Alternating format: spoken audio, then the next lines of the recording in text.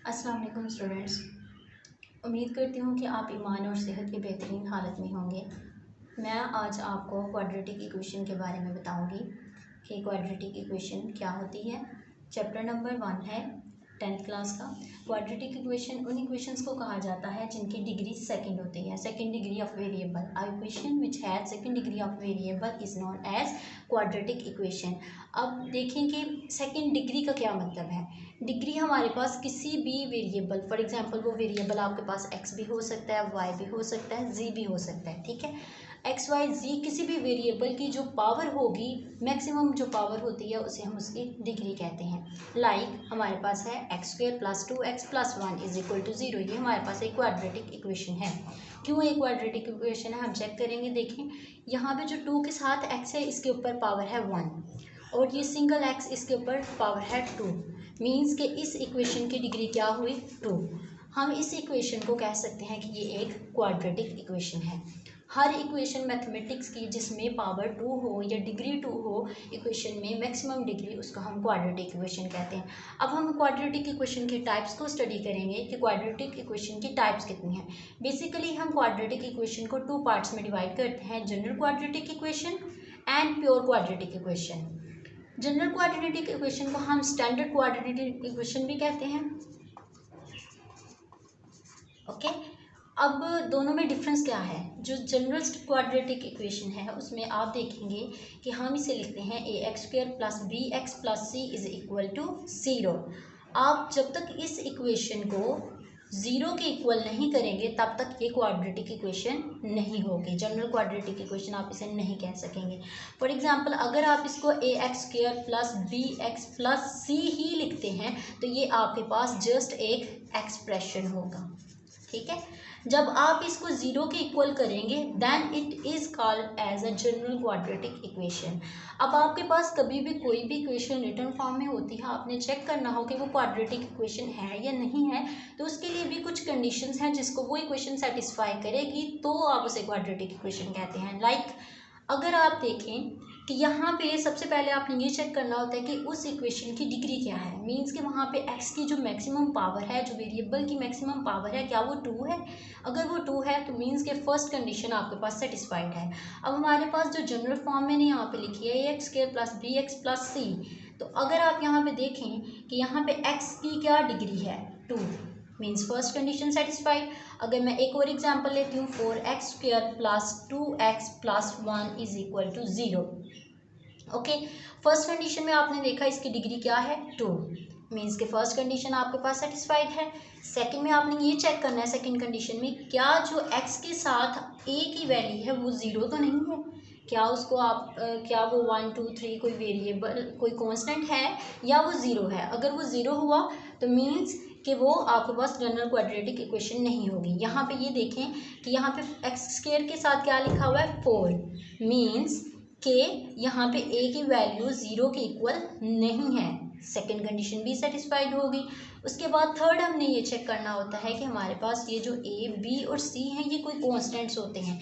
ये 1 2 3 4 5 कोई भी वर्ड हो सकता है, जैसे 4 2 1, मीन्स कि सारी कंडीशन इसमें सेटिस्फाइड हैं, इसलिए हम कहते हैं कि ये एक जनरल क्वाड्रेटिक इक्वेशन है।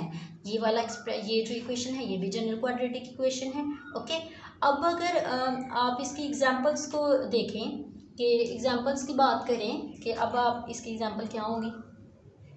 3x² + 2x + 1 = 0। मेरे पास ये एक क्वाड्रेटिक इक्वेशन है, मीन्स कि ये इक्वेशन है। मैंने अब ये चेक करना है कि क्या ये क्वाड्रेटिक है या नहीं है।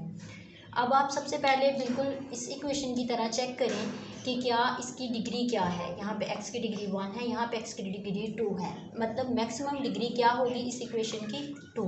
First condition satisfied. Second condition क्या x के साथ 0 तो नहीं है। अगर लेट्स सपोज अगर इसके साथ 0 हो, 0x² + 2x + 1 = 0, देन ये तो 0 हो जाएगा, मीन्स कि 2x + 1 = 0। ये हमारे पास एक लीनियर इक्वेशन बन जाती है। फिर ये हमारे पास क्वाड्रेटिक इक्वेशन नहीं रहती, मीन्स कि यहाँ पे 0 नहीं है, 3x² लिखा हुआ है, सेकंड कंडीशन भी सेटिस्फाइड हुई। a b और c 3 2 and 1 these are the constants, means कि ये इक्वेशन कौन सी इक्वेशन हुई, क्वाड्रेटिक इक्वेशन, स्टैंडर्ड और general form of quadratic equation हम इसको कहते हैं।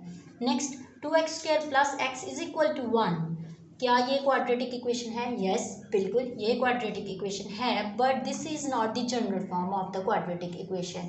In case of general form हमने देखा है कि जनरल फॉर्म में इज इक्वल टू जीरो के इक्वल होता है, मीन्स कि इक्वेशन का एक पार्ट दूसरे पार्ट जीरो होता है दूसरी तरफ। तो आप क्या करेंगे, इसको जनरल फॉर्म में चेंज करेंगे, इस तरफ 1 है, राइट साइड पे +1 है, जब आप टूवर्ड दी इसको लेफ्ट मूव करेंगे -1 में चेंज हो जाएगा। 2x² plus x minus 1 is equal to 0, this is the general और standard form of quadratic equation. Okay, next अगर एक और एग्जांपल है मैंने लिखी हुई, 2x plus 1 is equal to 0, ये हमारे पास एक लीनियर इक्वेशन होगी क्योंकि यहाँ पे डिग्री क्या है 1, x की पावर क्या है 1, तो हम इसे कहते हैं कि एक लीनियर इक्वेशन है।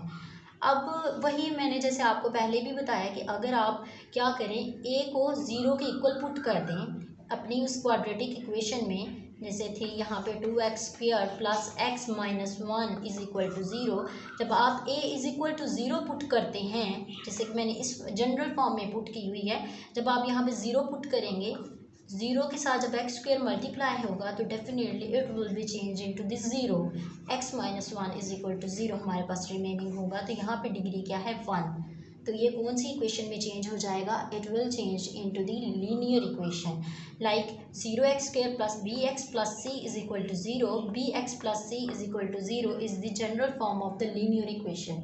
इसको हम क्वाड्रेटिक इक्वेशन का नेम नहीं देते। अब आपने ये याद रखना है कि जनरल क्वाड्रेटिक इक्वेशन की कुछ कंडीशंस हैं। पहली ये है कि जो उसकी डिग्री सेकेंड होनी चाहिए, ए जो है हमारे पास जो कांस्टेंट है वो 0 के इक्वल ना हो, ए बी सी हमारे पास दीज आर द कांस्टेंट्स, ठीक है, ये तीनों कंडीशन सेटिस्फाइड होनी चाहिए, फिर ही आप उसको general form of quadratic equation कह सकते हैं। और general form of quadratic equation में ये भी है, आपने ये भी याद रखना है कि आपने 0 के इक्वल लिखना है। अगर आप इज इक्वल टू के बाद कोई कांस्टेंट लिख देंगे तो वो स्टैंडर्ड या जनरल फॉर्म नहीं होगी, वो जस्ट एक क्वाड्रेटिक इक्वेशन होगी, ठीक है। और अगर आप ए को 0 के इक्वल रखते हैं तो उससे क्या होगा कि वो उसमें लीनियर इक्वेशन में चेंज हो जाएगी। नेक्स्ट, सेकेंड फॉर्म जो है क्वाड्रेटिक इक्वेशन की, जो सेकेंड टाइप है वो होती है pure quadratic equation. Pure quadratic equation में आप क्या करते हैं, आप इसकी जनरल फॉर्म लिखते हैं ax² plus c is equal to 0। इसमें आप क्या करेंगे, जो आपके पास general form of quadratic equation है ax² plus bx plus c is equal to 0, आप इसमें क्या करेंगे, b is equal to 0 put कर देंगे, यानी कि ax² plus 0 into x plus c is equal to 0। जब x और 0 आपस में मल्टीप्लाई होंगे then it will changes into the 0 and ax² plus c, this is known as the general form of pure quadratic equation, means कि ये हमारे पास एक pure quadratic equation है। अब ax² plus c is equal to 0 pure quadratic equation कहलाएगी। आप इसको examples की मदद से अंडरस्टैंड करेंगे, लाइक मेरे पास यहाँ पे मैंने एग्जांपल्स लिखी हैं 3x² plus 1 is equal to 0। अब आप यहाँ पे भी देखें इसकी डिग्री 2 है और यहाँ पे x नहीं है, तो ये कौन सी क्वाड्रेटिक इक्वेशन होगी, ये pure quadratic equation. 4x² plus 1 is equal to 0, ये दोनों प्योर क्वाड्रेटिक इक्वेशंस की एग्जांपल थी। नेक्स्ट लेसन में हम पढ़ेंगे कि क्वाड्रेटिक इक्वेशंस को सॉल्व कैसे किया जाता है, इनका सॉल्यूशन करने के वेज मेथड्स जो हम यूज़ करते हैं वो स्टडी करेंगे, और साथ में हम फैक्टराइजेशन जो कि उसका एक मेथड है उसको एक्सप्लेन भी करेंगे। अल्लाह हाफिज़ स्टूडेंट, मिलते हैं नेक्स्ट लेसन में।